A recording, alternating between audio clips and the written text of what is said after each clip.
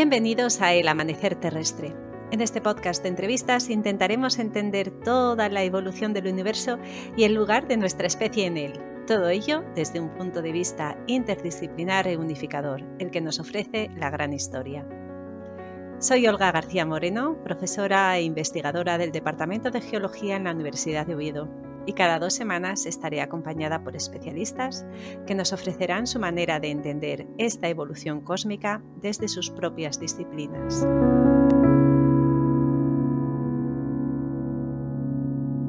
Hoy os presentamos Cultura con C de Cosmos, un proyecto que tiene mucho en común con el nuestro.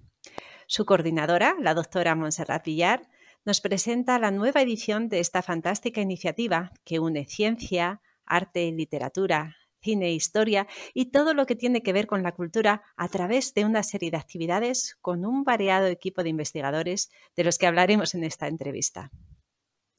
Monse es astrofísica en el Centro de Astrobiología del CSIC y su investigación está enfocada en las galaxias activas. Posee, como casi todas nuestras invitadas, un amplio currículum como investigadora y también una amplia experiencia en diversos centros internacionales. Y en esta entrevista os daréis cuenta de que también posee una larga trayectoria en divulgación científica, lo que hace que hablar con ella sobre temas tan variados sea un auténtico disfrute que espero nuestra audiencia también pueda apreciar a continuación.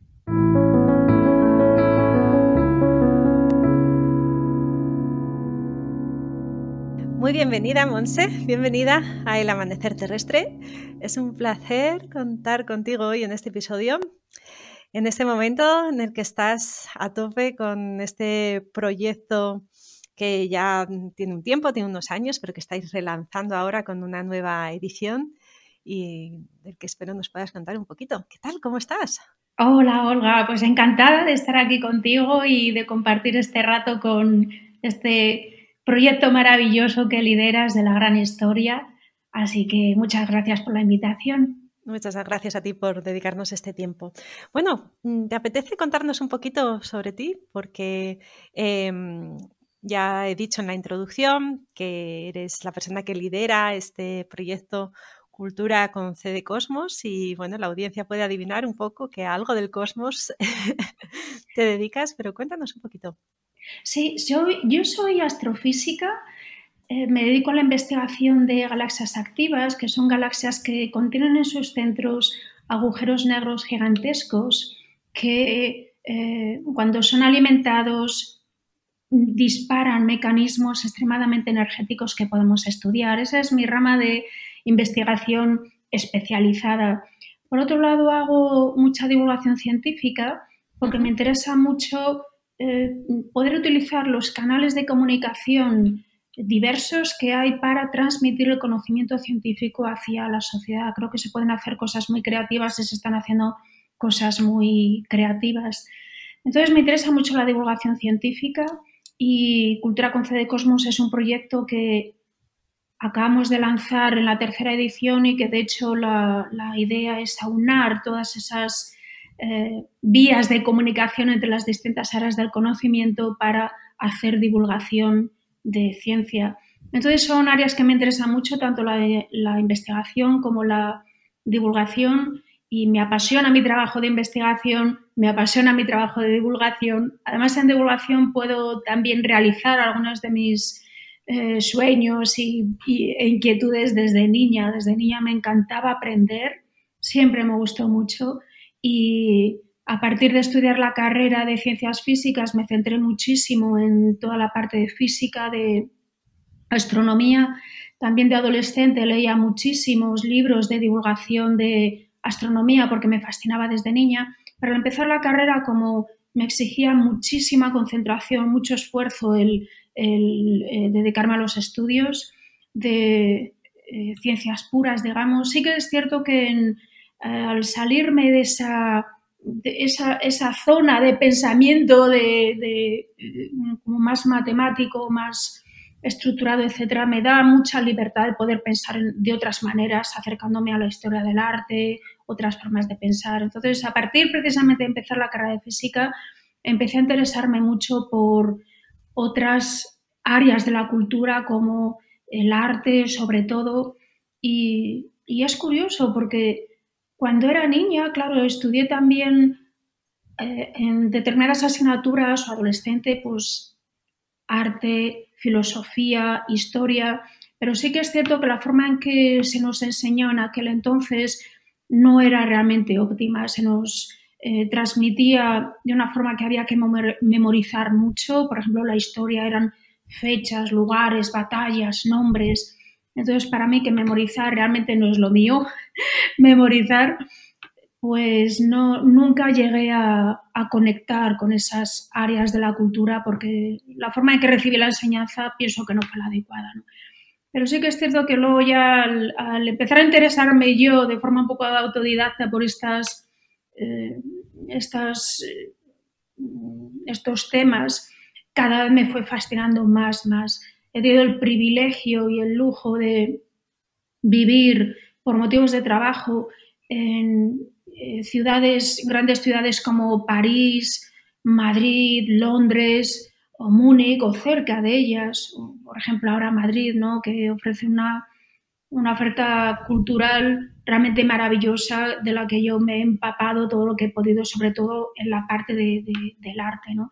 Ujú. Entonces, el poder sumergirme en esas nuevas formas de pensar, nuevas para mí, me refiero, diferentes de mi experiencia profesional de investigación científica, para mí me ha dado muchísima libertad, muchas emociones diferentes que realmente para mí han sido valiosísimas.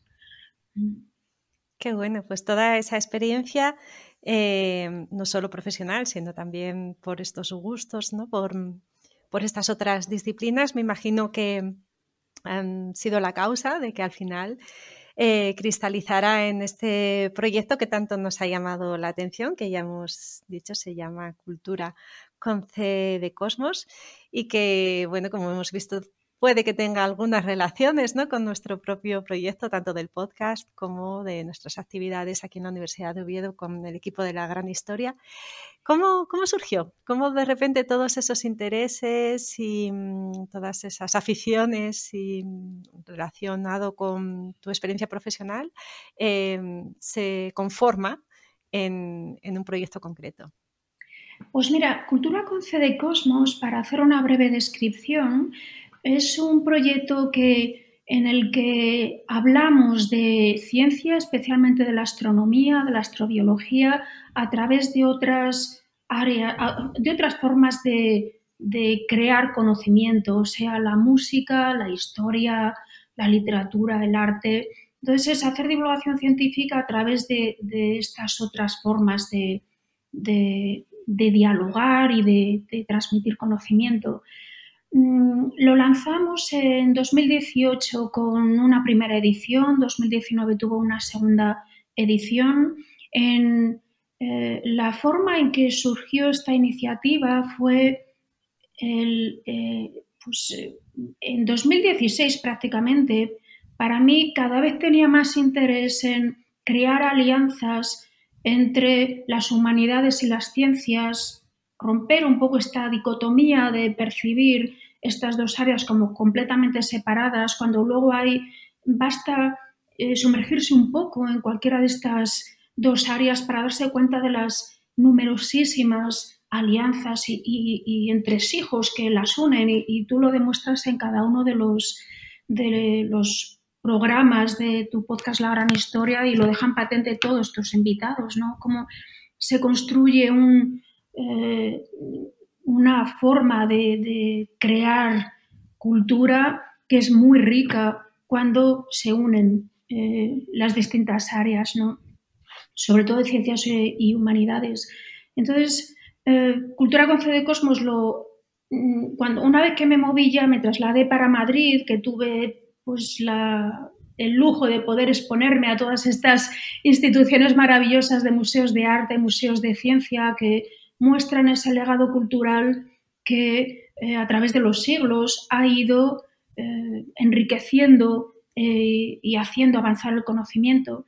Y quería proponer una colaboración con muchas entidades culturales de museos para poder mostrar sus colecciones, su legado desde el punto de vista de la ciencia. Entonces eso fue lo primero que inspiró Cultura con C de Cosmos, a lo que luego se unieron, como luego me gustaría hablar del equipo que está detrás Claro. de Cultura con C de Cosmos, porque lo hemos construido entre 7 personas y yo creo que es un equipo maravilloso que me gustaría mencionar, ¿no?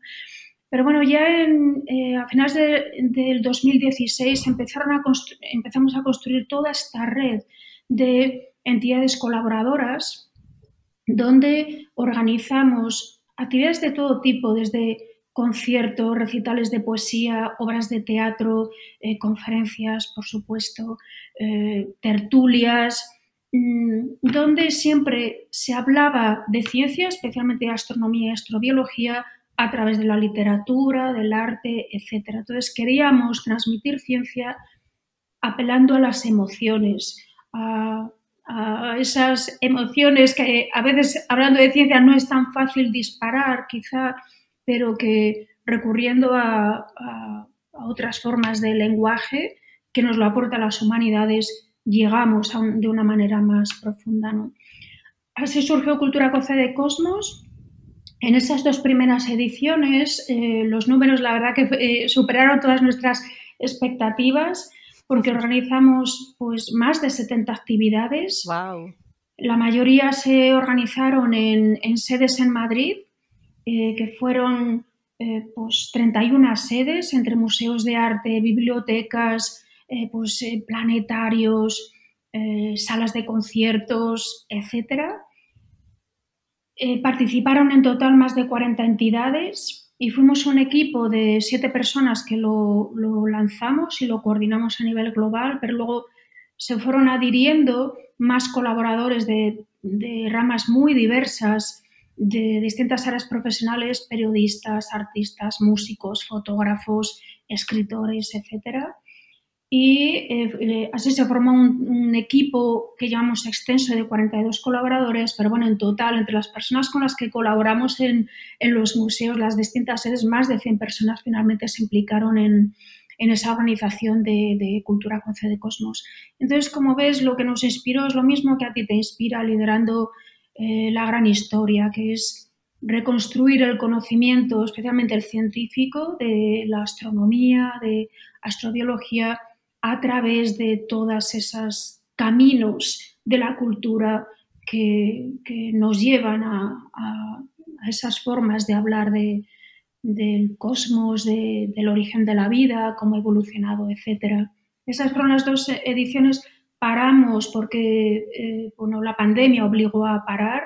También nos resultó muy útil para reflexionar sobre si queremos continuar en el mismo formato, en un proyecto de la misma magnitud, porque fue algo realmente, un proyecto de mucha envergadura. Entonces ese parón obligado de la pandemia también nos ayudó mucho a reflexionar y a pensar cómo reconstruir, cómo aportar cosas nuevas, etc. Y de ahí que ahora, después de este tiempo, pues lancemos esta nueva edición de Cultura con C de Cosmos que hemos titulado Vida, Cultura con C de Cosmos, Vida. Fantástico. Me imagino, bueno, no me imagino, sé que desde el punto de vista de la audiencia que habéis tenido ha sido un éxito rotundo, ¿no? Y por eso continuáis con ello. Quería preguntarte, ¿cuál crees tú que es el secreto de ese éxito? ¿Por qué esta manera de acercar temas científicos que de otra manera pueden ser ciertamente bastante áridos, incluso distantes, ¿no?, a lo que es la vida cotidiana, ¿no? Nos pasamos, por ejemplo, en el caso de vuestras especialidades, ¿no?, de astronomía y astrobiología, no nos pasamos el día mirando al cielo ni a las estrellas, ¿no? Estamos más bien con la pantalla en el ordenador. Sí. Y sin embargo son esos temas que a todos nos han interesado desde, bueno, desde los albores de la humanidad, ¿no? Sí, sí, Y sí. ¿por qué esa manera desde la emoción? ¿Por qué crees tú que esa manera desde la emoción puede tener mayor interés para una audiencia general que simplemente desde el punto de vista más científico, más académico también quizá? Sí, yo creo que la clave precisamente está en que la ciencia también conlleva muchísima emoción. Otra cosa es que los propios científicos sepamos transmitir eso. A veces utilizamos un lenguaje demasiado frío, nos atenemos mucho a los hechos, utilizamos el lenguaje con muchísima precisión. Para mí, desde luego, eso es obsesivo, utilizar el lenguaje con máxima precisión, evitar especular, hablar de lo que sabemos y de lo que no sabemos con total claridad. Entonces, eso que en el ámbito de la investigación es necesario. Sí, es mandatorio, sí. Exactamente, sí. Y yo creo que es algo excelente de la investigación científica y del trabajo científico. Necesitamos modular para transmitir esos conocimientos al público general, primero para que se nos entienda, segundo para ser capaces de transmitir algo que realmente sentimos los investigadores. Estoy segura de que también es tu caso. Realmente nos emociona estudiar el cosmos, en mi caso, o que voy a observar a un telescopio en La Palma, un telescopio de 10 metros, y a medida que van llegando los datos a la pantalla, yo estoy emocionada a ver qué es lo que veo. Sí. La ciencia está llena de emoción, de reflexión, de todo lo que también queremos hacer llegar al público, ¿no? Entonces, el secreto de Cultura con C de Cosmos en implicar otras formas de diálogo, yo creo que está en que de cara a aproximarnos a los museos les hemos ofrecido la posibilidad de varias oportunidades. Por ejemplo, que nos movamos los científicos, que generalmente hacemos divulgación en ámbitos ya muy definidos, que sean museos de ciencia, programas de divulgación científica, podcasts orientados a la divulgación científica, etcétera, movernos a espacios donde generalmente no se habla de ciencia, como puede ser un museo de arte, como puede ser un museo de historia, un museo de arqueología, museo arqueológico, etcétera. Entonces, aproximarnos a esos museos y proponerles, ¿qué os parece si nosotros como científicos miramos vuestras colecciones desde nuestra visión como científicos?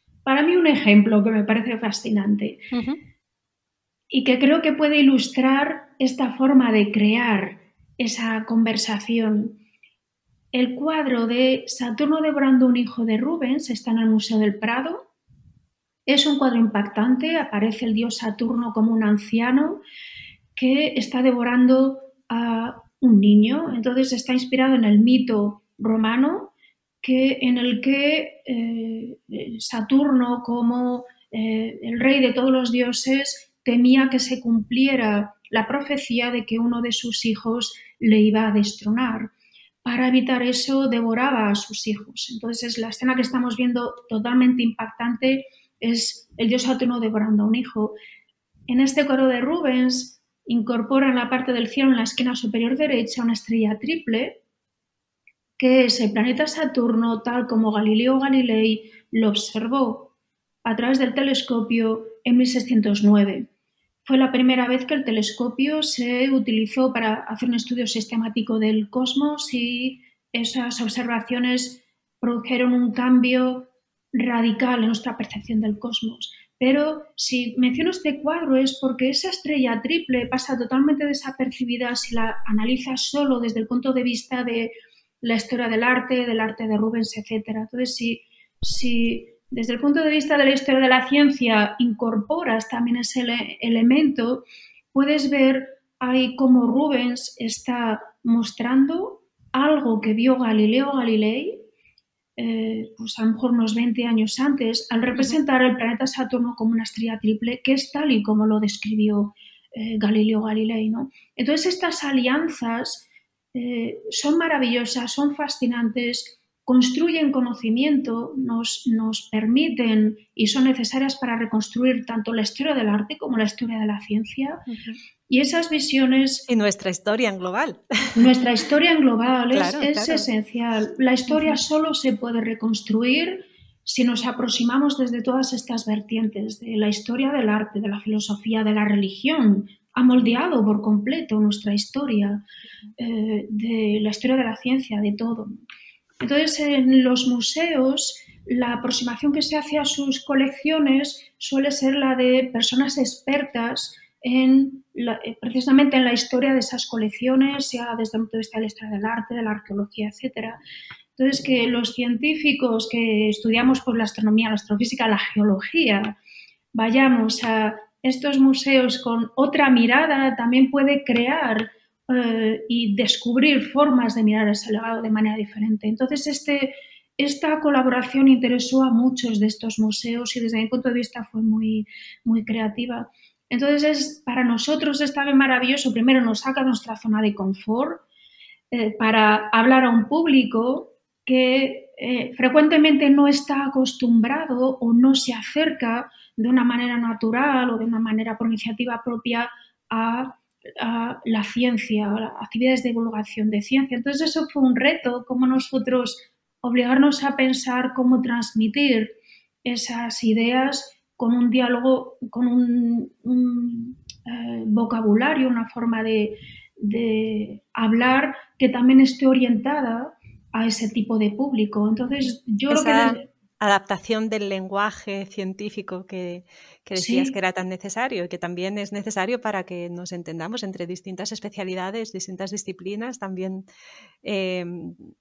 surge ese problema, ¿no? Entonces es muy útil el poder seguir siendo riguroso, estricto en un tema de divulgación, porque eso también puede ayudar, bajo mi opinión, a entendernos entre las distintas especialidades, creando ese lenguaje común.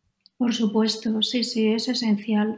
Y claro, vivimos en una sociedad que está hiperespecializada. Los profesionales somos profesionales, somos personas excelentes, modestia aparte, voy a decir un poco por generalizar, ¿no? Pero me refiero a la forma en que está estructurado el conocimiento, la forma de pensar, la forma de desarrollar la economía, la ciencia, la cultura, todo está totalmente compartimentado en casillas diminutas por esa hiperespecialización, de ser profesionales excelentes en temas más y más específicos, ¿no? Entonces, esas casillas en las que pues los profesionales tratamos de dar lo mejor de nosotros para ser excelentes son realmente muy, muy reducidas y muchas veces no se comunican esas casillas. Pero ya no hablo solo de ciencias versus humanidades, que es esta división tradicional, es que en ciencia mismo, la biología, la astronomía, la geología están como muy, muy separadas. Dentro de la astronomía, el estudio de las galaxias, de las estrellas, están totalmente separadas. Entonces, esta atomización extrema tiene sus ventajas siempre que tengas un engranaje, un equipo, una estructuración de la investigación científica que te permita aunar esfuerzos de personas hiperespecializadas excelentes que finalmente combinan esas experiencias. La desventaja que puede tener esta forma de trabajar y que tiene, yo creo, es que es fácil perder la visión global. Yo puedo ser especialísima en la galaxia de Andrómeda, que puedo dedicar toda mi carrera de investigación a la galaxia de Andrómeda, pero eso me impide tener una visión global de no solo de la astrofísica, y ya no te cuento de la ciencia y de la cultura en general. Entonces, esa hiperespecialización que puede tener una productividad alta, si está bien estructurada, la desventaja y el riesgo es que nos impide tener una visión global que es absolutamente necesaria, primero para reconstruir la historia, segundo para proyectar eso que hemos aprendido a través de los siglos hacia el futuro, qué esperar, cómo afrontarlo, cómo sacarle el máximo partido. Entonces esa visión global es absolutamente necesaria y hay que hacer esfuerzos realmente importantes y activos para compensar esa hiperespecialización de la sociedad, para equilibrar un poco esa tendencia. Me encanta oír tus palabras y cómo lo explicas.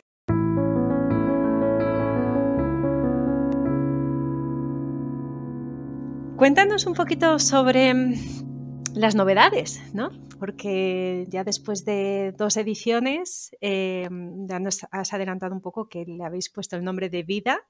Sí. ¿Y dónde está la vida en el cosmos? Porque esa es la pregunta, ¿no? Esa es la gran pregunta. Hay dos novedades fundamentales en esta nueva edición. Primero es el tema, como has dicho, que ahora incidiré un poquito más en detalle. Lo segundo es el formato, porque en las dos primeras ediciones, aunque hubo algunas actividades que se retransmitieron vía streaming online, sí que es cierto que la mayor parte de las actividades fueron presenciales. Queríamos la presencia física del público para que poder interaccionar con ellos de una forma más directa, más física de lo que permite una interacción virtual, ¿no? Entonces, la mayor parte de esas actividades fueron presenciales. Con el tema de la pandemia tuvimos que replantearnos esto por completo, porque empezamos a trabajar en el proyecto hace algo más de un año. Todavía había muchas incertidumbres y no quisimos lanzarnos a organizar muchas actividades presenciales ante la duda de que en cualquier momento quizá hubiera que cambiar de planes. Entonces, va a haber actividades que son presenciales, pero va a haber también mucha componente virtual, aunque aún así tratando de fomentar que el público también nos lance sus preguntas. Queremos hacer un diálogo con la sociedad para ver qué piensan ellos sobre la posible existencia de vida fuera de la Tierra, ¿no? Hemos invitado a personalidades del mundo de la cultura y pues Rosa Menéndez, presidenta del CSIC, Miguel Falomir, director del Museo del Prado, Marta Fernández, periodista, el poeta Daniel Orbiz, Jocelyn Bell, descubridora de los pulsars, que en la historia de la astronomía es una persona de muchísimo prestigio y mucha importancia. En fin, personalidades del mundo de la cultura, también alguna del deporte, donde les preguntamos qué les hace sentir a ellos la posible existencia de vida fuera de la Tierra y que asocien con esas sensaciones alguna obra de arte, poema, composición musical que crea que transmite esas sensaciones. De nuevo, queremos sentir la ciencia a través de otras formas de creatividad artística. Entonces, nos lo expresan en vídeos breves y es una forma de consultar a la sociedad qué les inspira la posible existencia de vida fuera de la Tierra. Entonces, como te digo, ese formato es distinto en cuanto a las actividades, iniciativas que estamos impulsando, ha variado. Y por otro lado, la otra novedad es el tema, como dices, lo hemos titulado Vida, y el tema central es la posible existencia de vida fuera de la Tierra. Hoy por hoy, la única evidencia de vida que tenemos está en la Tierra. No tenemos ningún indicio siquiera de que exista vida fuera de nuestro planeta.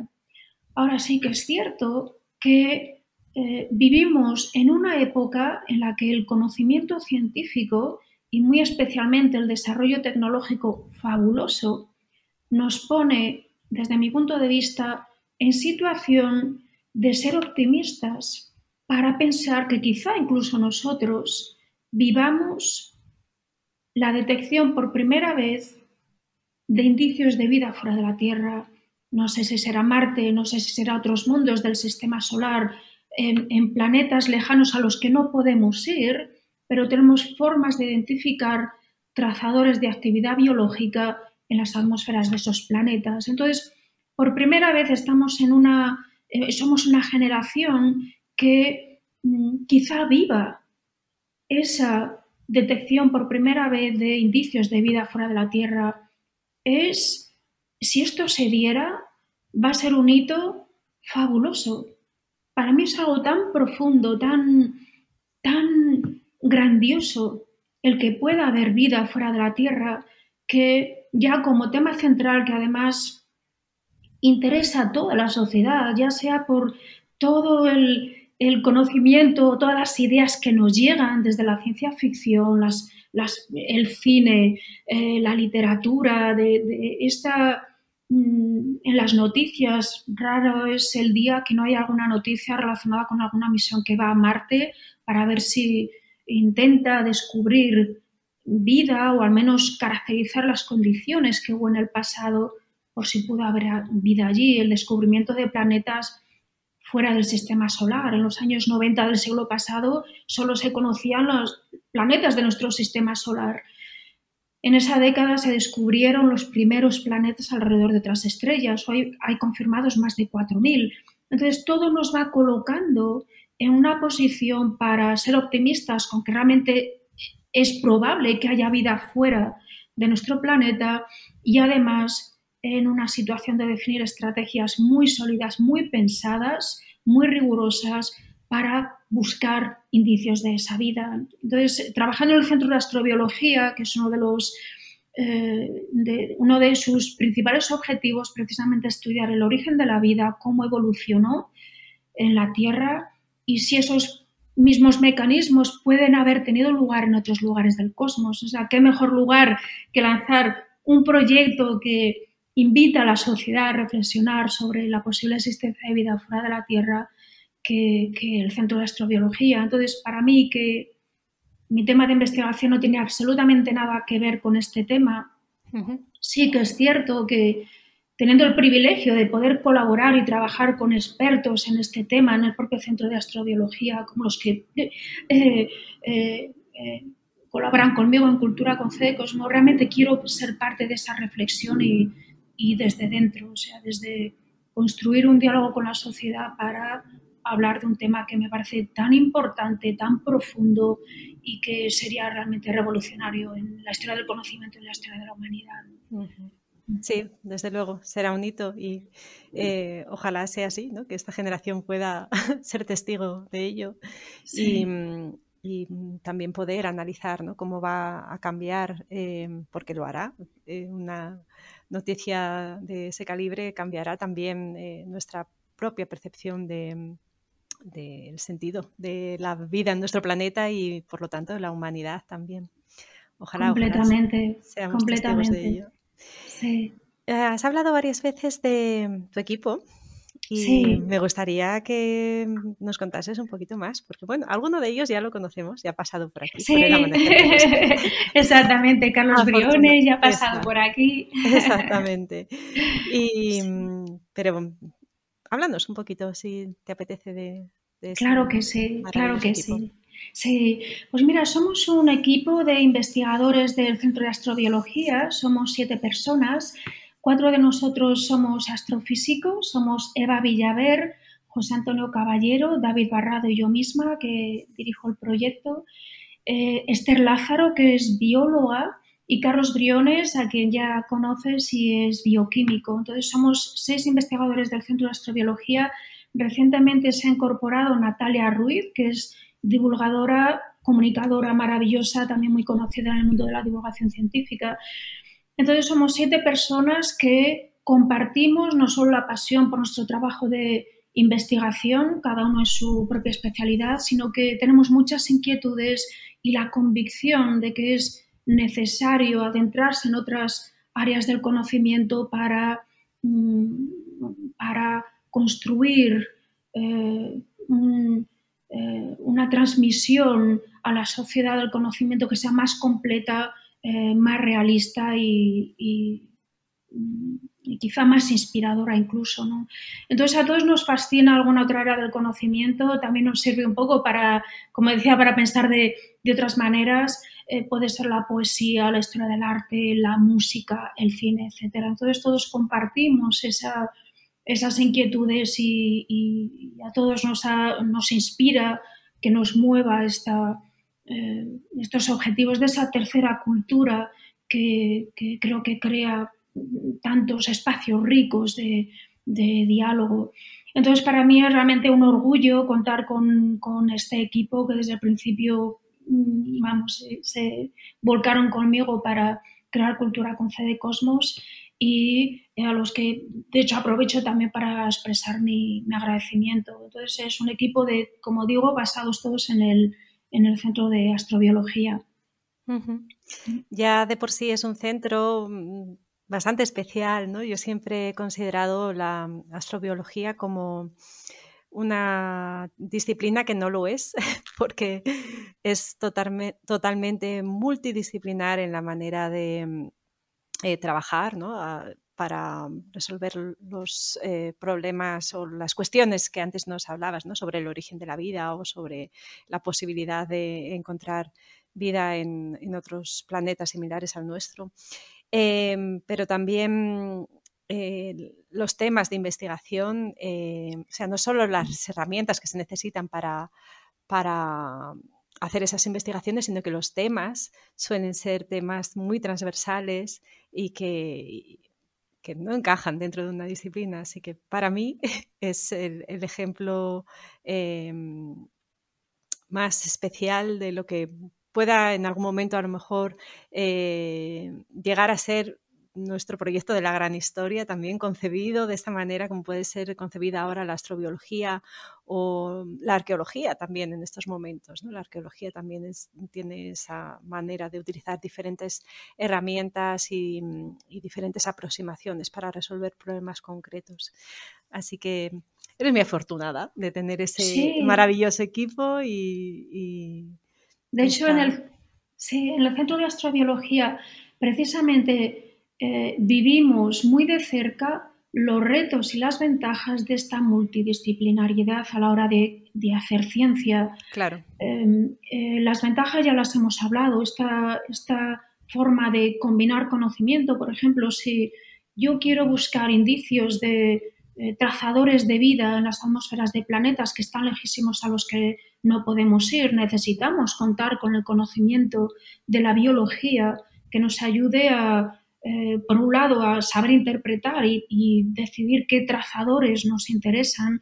Por otro lado, necesitamos saber cómo descartar otras posibles interpretaciones. Si detectamos metano, podemos estar seguros de que es un origen biológico, qué otros mecanismos producen metano que no se deban a la vida. Es esencial. Desde el otro punto de vista, por supuesto, la aproximación de la astrofísica a entender los mecanismos que funcionan en esas atmósferas de otros planetas, o el ser capaces de ir a Marte, donde incluso los estudios geológicos nos indican si determinadas estructuras fueron creadas en el pasado por corrientes de agua.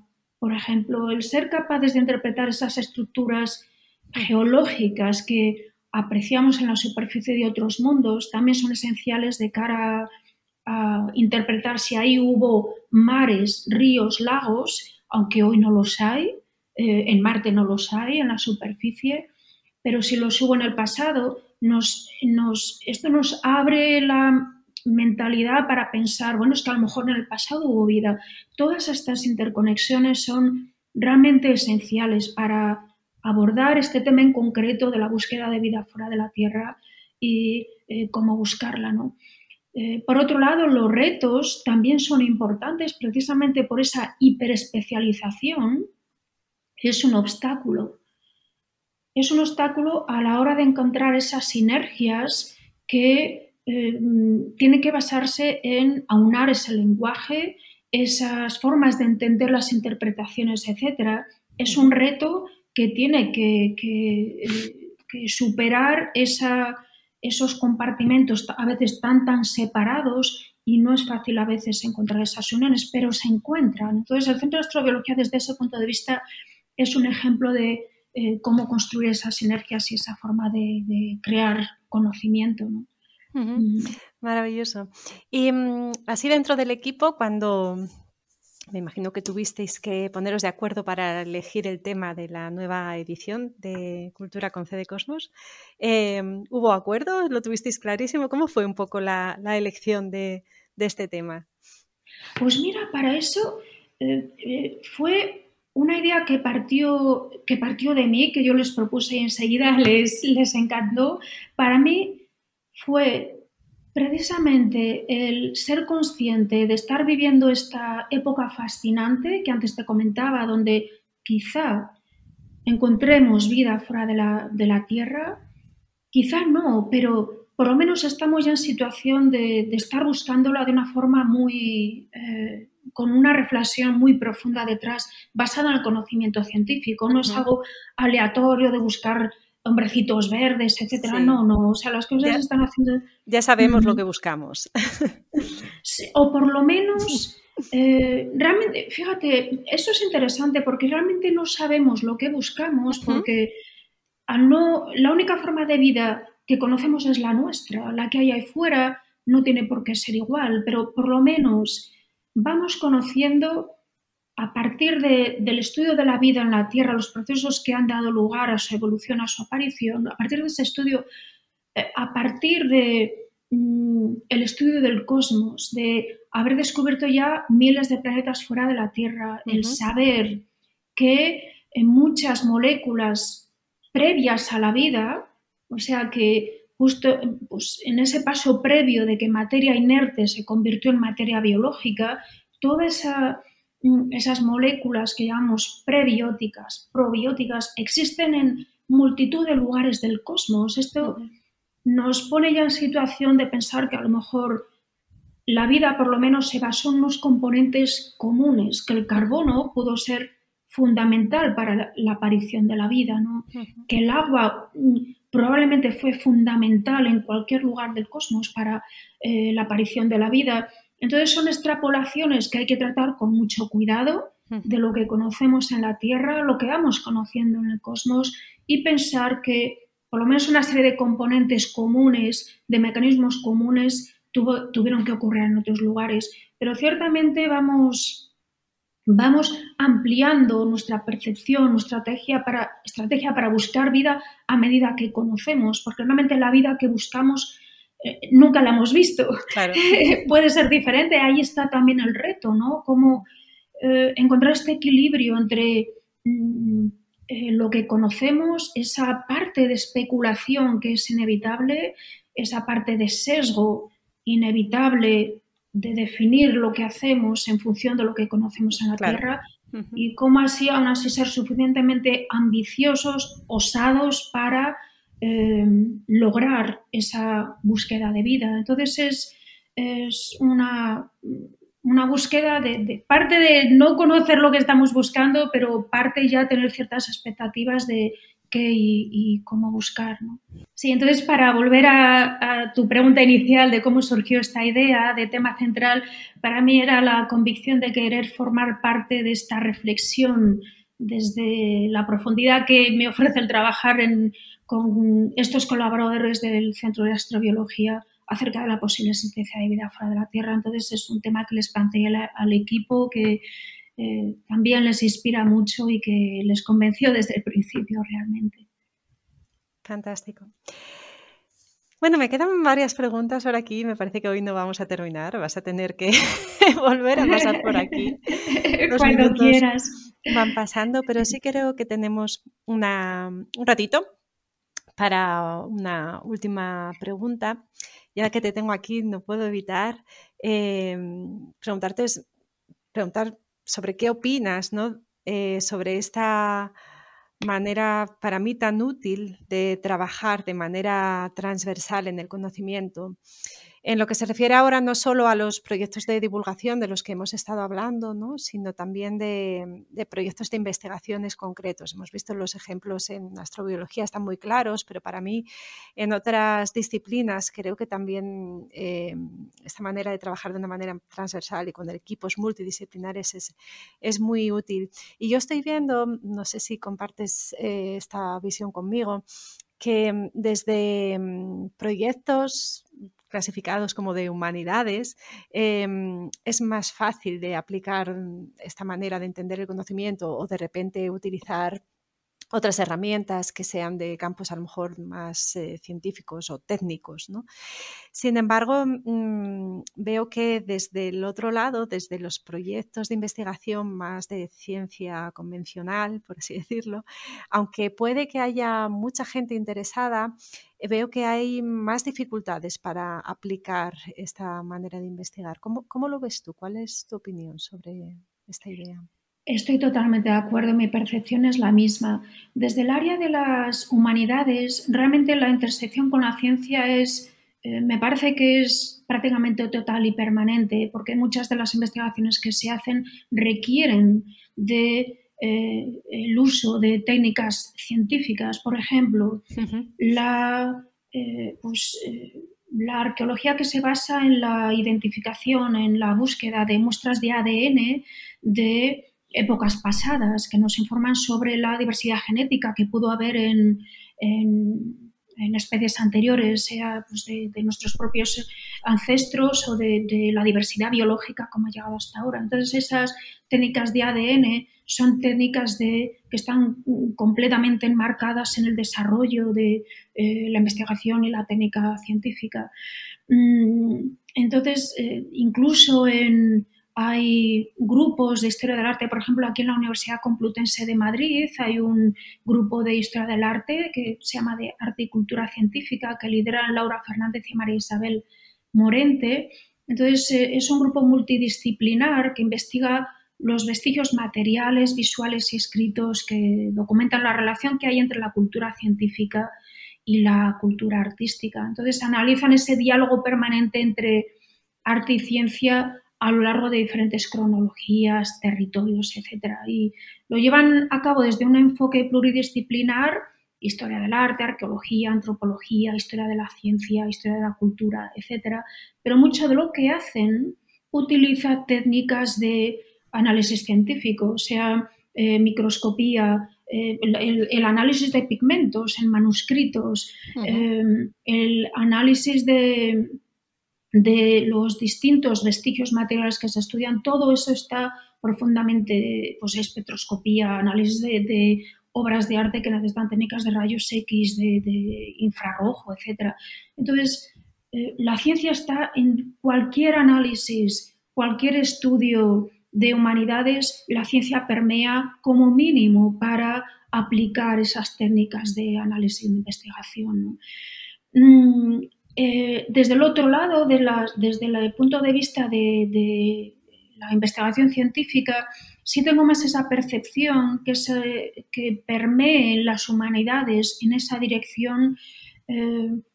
Hay menos flexibilidad, es como un mundo donde por lo menos hasta ahora ha habido menos aplicación, pero que ciertamente a la hora de reconstruir toda esa historia de por qué hoy sabemos que hay agujeros negros, por qué pensamos que puede haber vida en otros planetas, etcétera, es absolutamente esencial aplicar las humanidades. Por ejemplo, el tema de la búsqueda de vida fuera de la Tierra que antes hablábamos. Yo creo que es fácil pensar que es un tema nuevo. Hay que irse a la historia, al arte, a la filosofía, a la religión, para realmente sumergirse por completo en la profundidad de este tema tan importante para la humanidad, para entender que llevamos más de 2000 años reflexionando sobre ello, que ha permeado toda la historia del pensamiento, cómo la religión lo ha moldeado, cómo la filosofía, la metafísica han construido una cultura sobre este tema tan importante en particular que la ciencia no reconstruye. Las primeras ideas vinieron de los filósofos de la naturaleza, de la metafísica. La religión los transformó o los conservó. En cada época de la historia el tema se ha tratado de una manera diferente.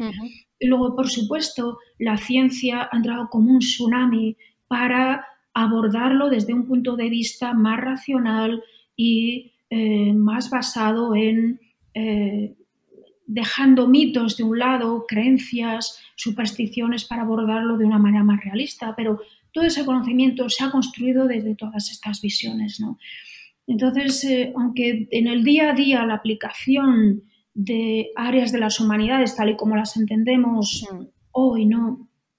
Puede que muchas áreas del conocimiento no esté tan presente. Realmente para entenderlo y ser conscientes de cómo se ha llegado a ello es necesaria esa alianza con las humanidades, sin ninguna duda. Es necesaria incluso para abordar ciertas investigaciones, para abordarlas evitando sesgos religiosos, sesgos de género. Si nos basamos en producir por producir lo que nos dicen los datos tal cual, perdiendo esa perspectiva histórica, yo creo que estamos condenados a cometer errores. Completamente de acuerdo. Muy bien, pues ahora sí que va ya la última pregunta. Se me ha pasado el tiempo volando, como siempre, y tendríamos muchos más temas que tratar. Y adelanto que volverás por aquí a lo mejor para contarnos cómo va el final del proyecto o cuál va a ser la Encantada. siguiente edición. Y te planteo ahora la última pregunta que tenemos siempre para nuestras invitadas y nuestros invitados, que se refiere a esa imagen que es portada y que da nombre a nuestro podcast del amanecer terrestre. ¿Qué es lo que a ti te sugiere o te ha sugerido o qué quieres hablarnos de esa imagen? A mí esa imagen me inspira, si lo tuviera que definir con una palabra, sería paz. Realmente me inspira mucha paz ver esa tierra azulada, blanquecina, flotando en el espacio, vista desde las inmediaciones del entorno de la Luna. Me hace también preguntarme cómo yo percibiría, igual que esos astronautas que desde el espacio han contemplado la Tierra, les ha inspirado quizás sobre todo ideas de humildad, de pensar lo frágil que es el planeta. Esas sensaciones yo creo que también las tendría, ¿no? Visto desde la distancia. Me pregunto también qué más reflexiones me inspiraría una imagen tan bella. Si, por un lado, no sé si me reconciliaría un poco con esta humanidad que es al mismo tiempo capaz de lo más excelso como de lo más perverso, si me reconciliaría un poco con esta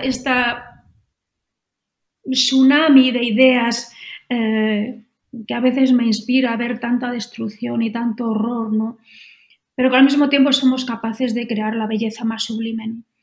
O si por otro lado me inspiraría pues a lo mejor sentimientos incluso más extremos de decir, bueno, es que estamos destrozando nuestro planeta, estamos enfrentándonos unos con otros para algo que realmente es tan frágil, ¿no?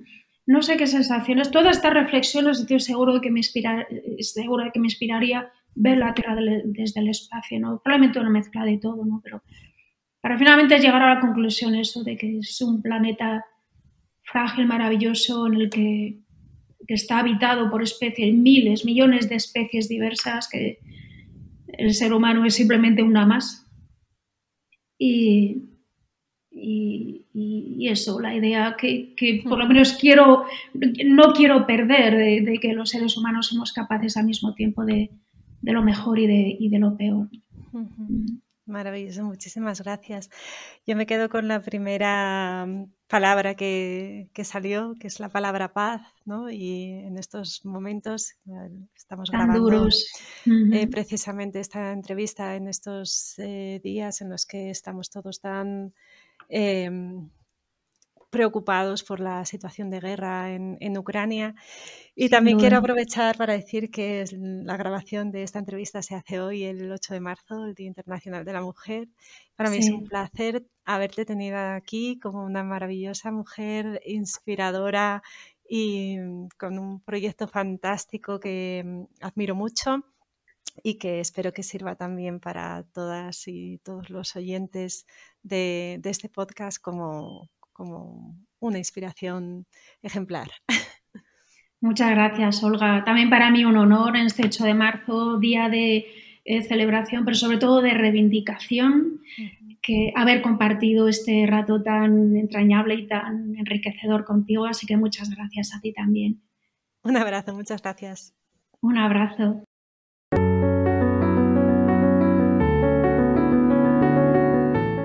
Un gran tema para un interesantísimo proyecto, ¿verdad? La vida extraterrestre en la cultura desde el punto de vista más amplio. Las grandes preguntas que construyen la gran historia y que nos hacen avanzar en el conocimiento, una vez más, desde la colaboración entre disciplinas y tratando un tema específico, pero desde la mirada más amplia. Espero, como siempre, que lo hayas disfrutado tanto como yo y que tras escuchar esta entrevista y descubrir Cultura con C de Cosmos, surjan muchas más preguntas e inquietudes para seguir construyendo conocimiento entre todos. Como siempre, ya me despido, no sin antes recordarte que si has llegado hasta aquí, te ha gustado este episodio del podcast, puedes compartir, comentar, regalarnos likes, corazoncitos, todo para poder seguir adelante con este proyecto. Nos encontramos de nuevo en el siguiente episodio y ya sabes, Ahora que has visto el amanecer terrestre, por favor, no te vuelvas a dormir.